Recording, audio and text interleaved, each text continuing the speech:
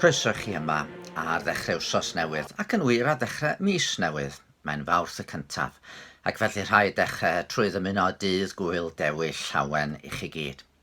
Tas yr ysgolion ar agor mi fyddai'n eisteddfod mewn sawl un a dwi'n siŵr y byddai'n clywed y geiriau enwog hynny o fuchedd garmon. Gwynllan a roddwyd i'm gofal yw Cymru fy ngwlad. Dyma ddiwrnod lle da ni'n cael dathlu'n Cymreicdod. Mae'n siŵr i bod hi'n chydig haws gwneud hynny wedi buddigoliaeth yn tîm rygbi cenedlaethol dydd Sadwrn yn erbyn yr hen elyn. Ond sut mae dathlu yn Cymreicdod mewn ffordd iach? Da ni wedi clywed fwy nag unwaith fod cenedlaetholdeb neu, mae'n swnio'n waith yn Saesneg rywsut, nationalism yn bla yn y byd. Cenedl yn erbyn cenedl. Os modd bod yn genedlaetholwr heb eithrin rhyw agwedd neu gyddol at genhedloedd eraill. Be di'r gwahaniaeth rhwng cenedlaetholwr a gwladgarwr? Blwyddyn yn ôl mi bregethes i ar ddydd Gŵyl Dewi oedd yn digwydd disgyn ar ddydd Sul i geisio wynebu'r pwnc hwn. Mi oedd gen i 3 pwynt syml iawn. Yn gyntaf, mawr syndod i'r gynulleidfa, mi ddydes i na tydi Cymru ddim yn sbesial. Da ni'n hoffi meddwl nad oes unman yn debyg i gartre. Dyma wlad y gân, gwlad y menig gwynion. Da ni'n wlad fechan ond mae'n hanes yn un hir. Gallwn ni sôn am gadernid Gwynedd, Môn, Mam, Cymru. Dim ond dair Cymru sy'n ddigon da i wneud modrwyau ar gyfer y teulu brenhinol yn te. Ond y gwir ydy fod gan bob gwlad i hanes. Mae gan bob cenedlu balchder a'i chywilydd, i saint a'i dihirod.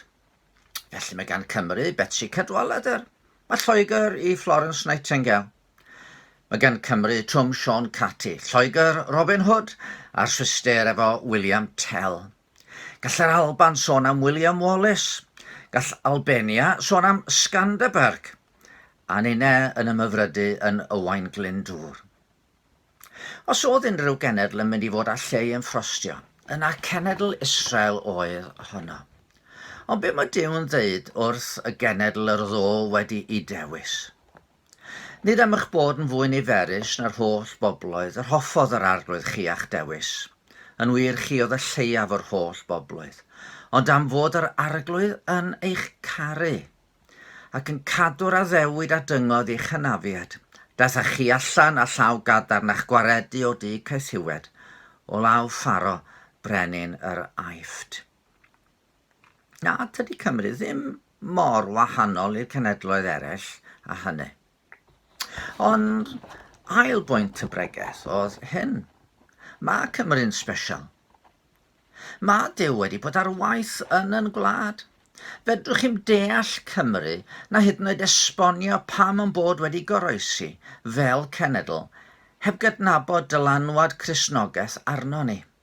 Edrychwch ar fap o Gymru, be welwch chi? Llanfair, Llandrillo, Llanddewi Brefi, Llandeilo, Llandysul. Y llefydd yma lle by'r saint cynnar ar waith. Neu Bethesda, Bethlehem, Golan, Nebo. Pan nath yn rhieni ar daith i Israel flynyddoedd yn ôl, dyma dad yn deud, o'n i'n teimlo'n gartrefol achos bod yna yr holl enwau Cymraeg yma i'w gweld o gwmpas y lle. Edrychwch ar bensaerniaeth yn gwlad.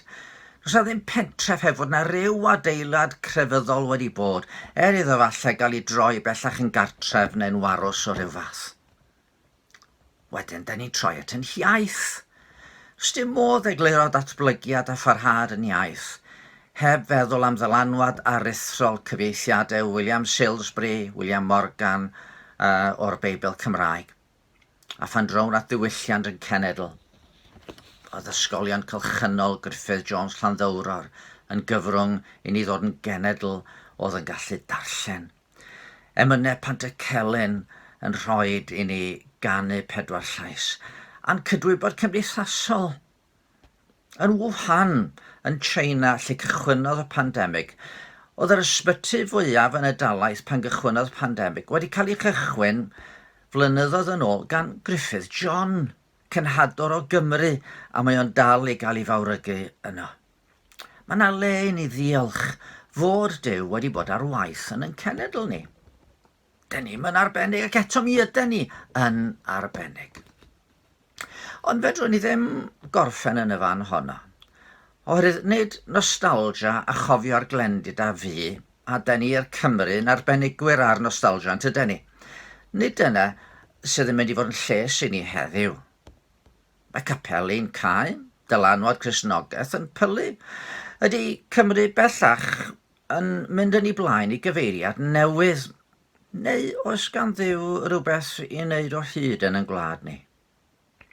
Mi gredai fod gan Dduw lawer mae am ei wneud yn gwlad ni o hyd. Pam? Wel, mae Duw yn amyneddgar. Mae Duw yn rasol. A tydi Duw ddim yn ewyllysio i neb gael ei ddinistrio, ond i bawb ddod i edifeirwch. A mae gan Dduw i bobl yn gwlad yn does, rhai sydd yn gwybod rhywbeth am ei gariad ar waith yn calonnau. A mae Duw'n deud wrthon ni, fel wrth i ddisgyblion gynt, chi yw goleuni'r byd.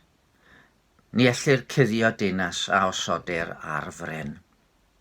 Y cwestiwn ydy, a da ni am lywyrchu? Ydyn ni am adael i oleuni Crist lywyrchu trwm ni? A fentrwn ni ymateb i alwad Duw i fod yr hyn mae o isio i ni fod? O'n i ddim am le gwell i fynd nag i chweched benod llyfr y proffwyd Eseia. Yno gwelodd y proffwyd o goniant Duw'n llenwi'r deml, a fe sylweddolodd fod ei genedl o mewn lle peryglus. Gwae fi, meddai fo, a mae wedi darfod amdanaf. Dyn a'i wefusau'n aflan y dwyf, ac ymysg pobl a'i gwefusau'n aflan yr wyf yn byw. Ond fe brofodd faddeuant Duw, wrth i seraff gyhoeddi iddo fo, symudwyd y ddrygioni, a maddeuwyd dy bechod. Ac yna fe glywodd Duw yn galw allan, pwy a anfonaf, pwy a drosom ni. Ac fe ymatebodd Eseia i'r alwad yn do. Tybed nad oes yna alwad i ni fentro, i wneud y gorau o'n Cymreicdod, heb ddilorni ar genhedloedd eraill. Ond i fod yn dystiolaeth yn dydd ni i gariad ac i ras Duw. Am fod na addewid, chi'n gweld, rhyw ddydd fod na wireddu'r hyn welodd Ioan yn ei ddatgyddiad. Ar ôl hyn edrychais, ac weled yrfa fawr na llai neb ei rhifo o bob cenedl, a'r holl lwythau, a phobloedd ac ieithoedd yn sefyll o flaen yr orsedd ac o flaen yr oen, wedi gwisgo a mentyll gwyn, a phalmwdd yn ei dwylo fo, yn gweiddi a llais uchel un Duw ni sydd yn eistedd ar yr orsedd ac i'r oen y perthyn waredigaeth. Ac mi gredai fod na le i fwy o Gymru yn y gynulleidfa honna. A Saeson, a phobl o Tsieina, a'r Alban ac Albania, a phob gwlad arall. Gadwch i ni weddio. Dros Gymru'n gwlad o dad, dyrchafon gri, a wynllan wen ar oes i'n gofal ni. Arglwydd, da ni yn ymwybodol iawn bod y wynllan hon, bod hi falle ddim mor wyn a fydden ni'n dymunoedd i fod. Helpa ni ysgwel i di fod yn dda, nid i dynnu'n cenedl yn ôl i'r gorffennol, ond i fod yn gyfrwng, i symud y genedl ymlaen, i brofi mwy o dy ras, i brofi mwy o dy drigaredd di, ac i laweroedd o bobl gael gorfoleddu yn y ffaith dy fod ti yn caru, a dy fod ti a gwaith i'w wneud yn plith ni. Amen. Wel, fel o'n i ddeud ar y dechrau, dydd Gŵyl, Dewi, llawen i bob un ohonoch chi.